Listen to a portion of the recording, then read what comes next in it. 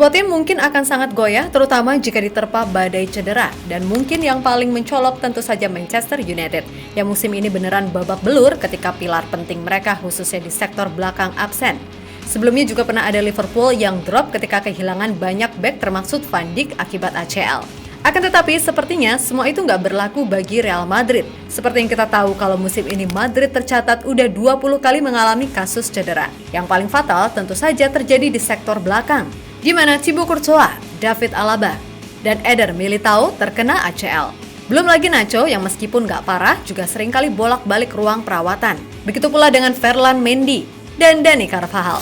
Akan tetapi entah apa yang direncanakan Opa Perez, ia tetap bersikukuh nggak mau beli pemain baru. Padahal jika dilihat-lihat, stok pemain Madrid ini sangatlah terbatas. Udah depan nggak punya striker top, belakangnya krisis pula. Namun yang terjadi secara luar biasa Madrid tetap mampu survive dengan skuad yang ada. Gak cuma itu, mereka sejauh ini masih jadi tim yang paling sedikit kebobolan dari 3 liga top Eropa, seperti Inggris dan Jerman. Dan di La Liga Madrid baru jebol 11 kali. Dan masih menduduki puncak klasemen. Hebatnya lagi, sejak kekalahan atas Atletico Madrid, El Real gak pernah kalah lagi. Sampai terakhir kemarin menang 1-0 atas Real Mallorca. Lantas gimana sih Don Carlo yang katanya miskin taktik itu bisa meramu tim yang bisa dibilang pincang ini jadi kekuatan yang tetap disegani? Yuk kita bahas bareng-bareng.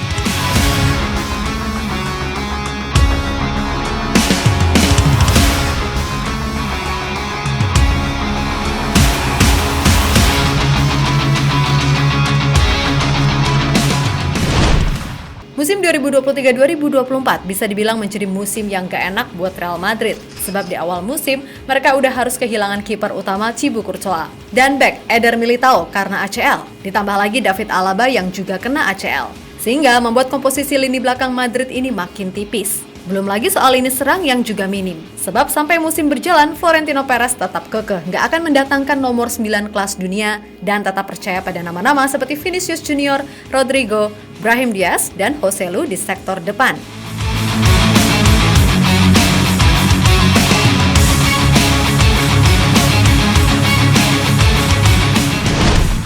Nah, melihat komposisi yang tersedia, gak heran kalau Ancelotti pun mengubah sistem yang semula 4-3-3 jadi 4-3-1-2. Di mana itu dimaksudkan untuk memaksimalkan peran Jude Bellingham di posisi nomor 10, sedangkan Vini dan Rodrigo difungsikan sebagai striker yang melebar. Akan tetapi, masalah sesungguhnya di Madrid ini jelas ada pada stok lini belakang. Bahkan saking krisisnya, Tchouaméni pun yang notabene adalah GM, untuk sementara dialih fungsikan menjadi bek tengah mendampingi Rudiger.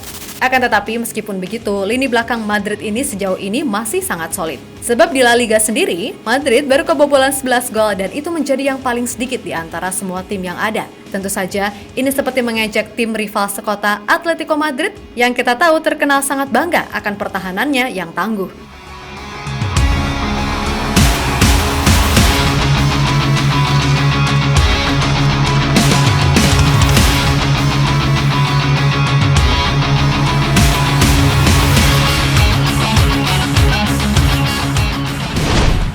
Nah, berbicara soal performa Madrid saat ini, tentunya nggak lepas dong dari peran Carlo Ancelotti. Pelatih yang dikatain miskin taktik itu nyatanya bisa kan menangani situasi yang ada dengan kalem dan santuy. Tiap kejeniusan Ancelotti yang sangat adaptif dengan kondisi yang ada dinilai menjadi kunci utamanya. Berbeda dengan Ten Hag di MU misalnya, yang mau seperti apapun kondisi timnya, ia tetap bertahan dengan satu sistem yang ada. Tapi Ancelotti kan enggak, di mana ia selalu berusaha menyesuaikan permainan dengan kapasitas pemain yang ada.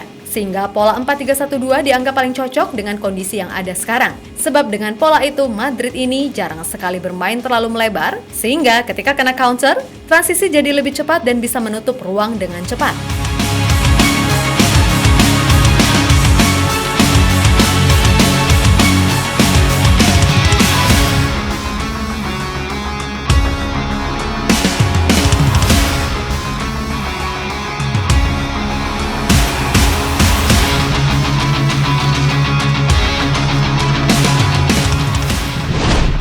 Lebih lanjut, alasan lain mengapa Madrid ini sejauh ini masih bisa survive tentu saja adalah mentalitas mereka yang ibaratnya sedari join udah digembleng.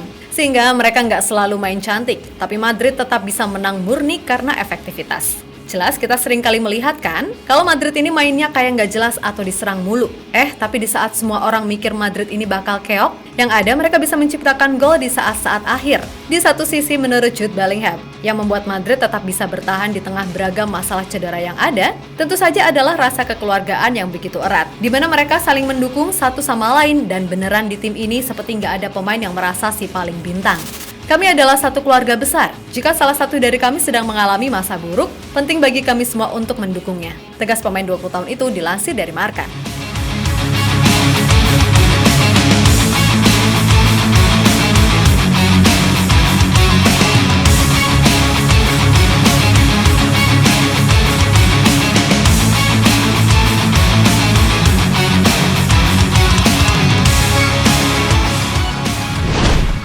Ya, berkaca dari segala situasi, pada akhirnya Don Carlo membuktikan kalau Real Madrid sekarang benar-benar menjadi sebuah kesatuan yang utuh. Dan itu berdampak juga pada hasil mereka sejauh ini. Kendati ya, bisa dibilang skuadnya pincang, hal itu dibuktikan dengan catatan statistik yang sangat oke. Di mana dari total 25 pertandingan, Madrid berhasil menang 21 kali, imbang 3 kali, dan cuma sekali kalah. Kemudian El Real juga berhasil mencetak 58 gol dan cuma bobol 18 kali di semua kompetisi serta mencatat 12 clean sheet. Lalu di Liga Champions pun, Madrid lolos ke 16 besar dengan catatan 100% kemenangan. Dan sekali lagi perlu diingat, semua catatan tadi dilakukan dengan kondisi 20 kali kasus cedera yang menimpa Real Madrid di sepanjang musim ini. Untuk itu, aplaus wajib diberikan kepada Carlo Ancelotti yang tetap santuy sembari nyebat dan ngopi senja karena sukses menjaga stabilitas tim di tengah badai cedera. Mantap!